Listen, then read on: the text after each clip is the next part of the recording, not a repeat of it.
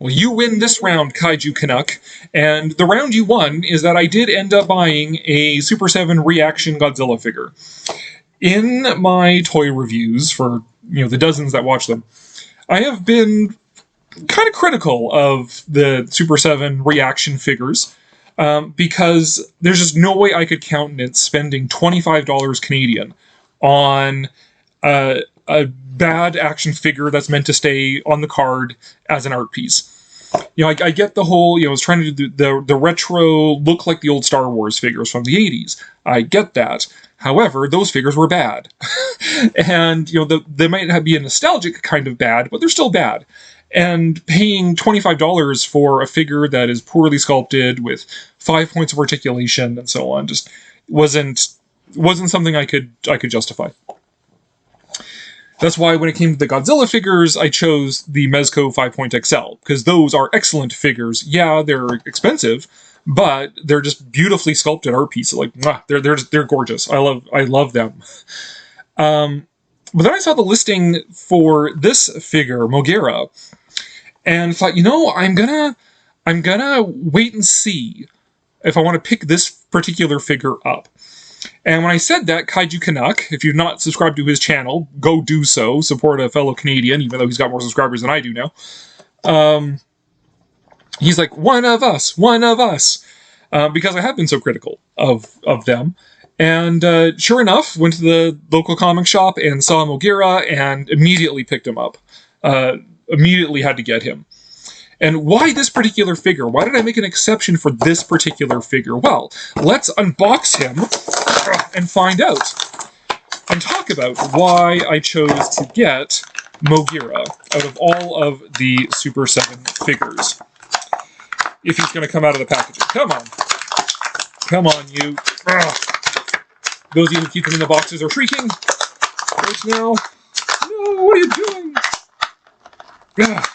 If I can actually get him out. But he's being a pain. Son of a gun. This is so embarrassing. I can't even get the figure out of the thing. Oh, he's strapped in. That's why. There we go. Moguera. Let's take a closer look at this guy, and talk about why I made the exception for getting him. And here he is on the diorama.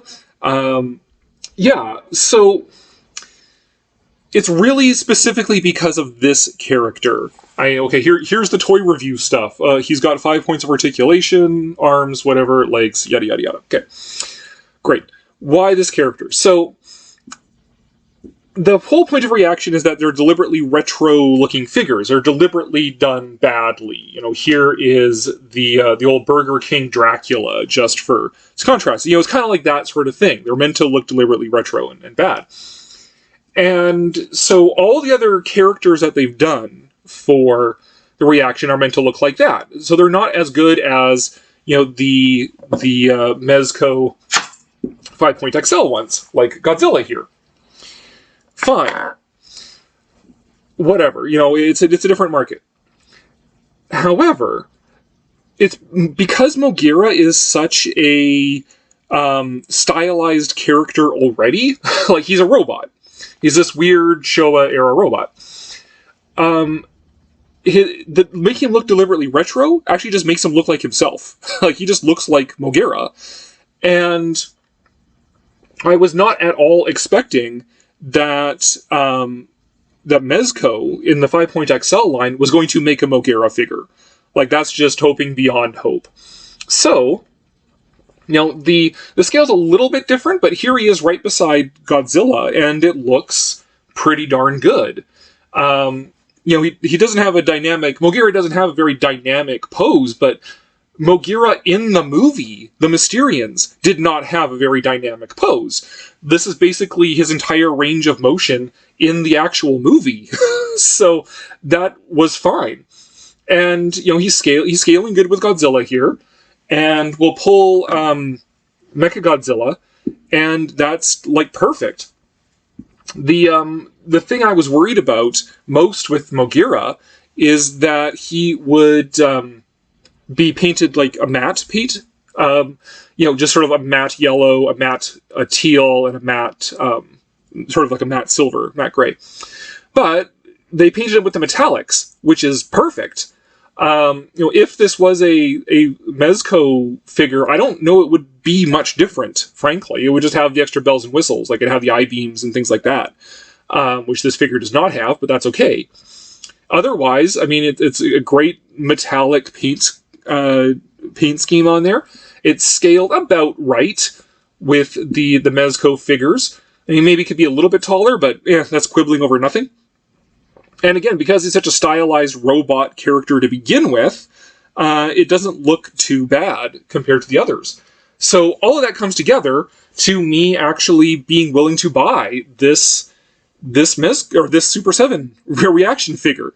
Is that he's such an obscure character that I would not expect Mezco to actually make him, and he fits in perfectly with the rest of them, and he doesn't look stylistically off like the other ReAction figures, other Godzilla ReAction figures would. So, if very particular to the character, it might actually work.